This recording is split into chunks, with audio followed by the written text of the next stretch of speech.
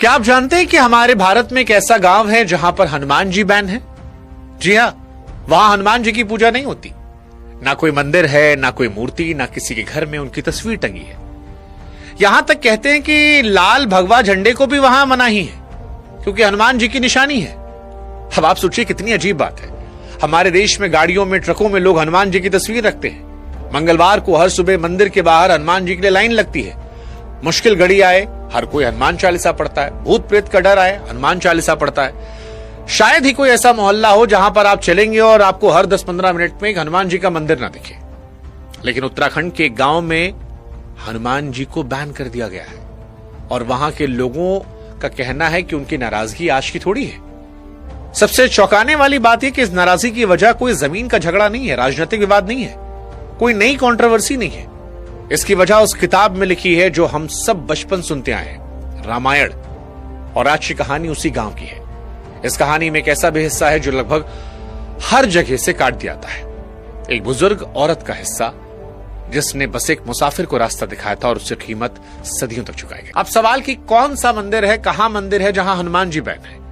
तो उत्तराखंड के चमोली जिले और जोशी मठ से नीति घाटी की तरफ जाने वाली सड़क, जिस पर करीब 50 किलोमीटर चलने के बाद जुम्मा नाम की एक जगह आती है। और ये वो जगह है जहां से कोई आगे गाड़ी नहीं आती। यहां आपको धौलीगंगा पर बना एक पुल पैदल पार करना पड़ता है। उसके बाद शुरू होती है 8 से 10 किलोमीटर की सीधी चढ़ाई, जिसका रास्ता इतना पतला है कि दो लोग साथ नहीं चल सकते। एक तरफ गहरी खाई है और ऊपर से बर्फ से ढकी चोटियां खड़ी हैं। इस चढ़ाई के आखिर में जो गांव मिलता है उसका नाम है द्रोणागिरी, जो समुद्र तल से करीब 12,000 फीट की ऊंचाई पर बसा है। हालांकि कुछ रिपोर्ट्स में यह आंकड़ा 11,000 के आसपास भी है। खैर, 2011 की जनगणना में इस गांव की दर्ज आबादी सिर्फ 92 थी और परिवार सिर्फ 31 थे। लेकिन ये पूरी तस्वीर नहीं है। इसकी वजह मैं आपको आगे बताऊंगा।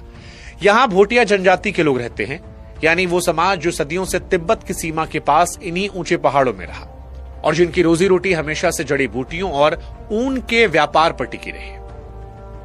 ये पूरा इलाका आज भी दुर्लभ औषधि पौधे के लिए जाना जाता है, जो इस पूरी कहानी की जड़ भी है। अब सवाल है कि हनुमान जी बैन क्यों हुए? ये बड़ा इंपॉर्टेंट सवाल है। तो पौराणिक कथा और गांव वालों की जो कहानी है वो कुछ इस तरह से है कि 12,000 फीट की ऊंचाई पर रात का मतलब सिर्फ अंधेरा नहीं होता, वहां कपड़ों से होकर सीधे हड्डियों में उतरने वाली ठंड भी है और हर छोटी आवाज सुनाई पड़ती। और एक ऐसी रात थी जहां पर एक बुजुर्ग औरत ने पत्थर के मकान का दरवाजा खोला। उसके सामने जो खड़ा था वो इंसान नहीं था, सामने एक विशाल आकृति खड़ी थी जो हाँफ रही थी, जिसे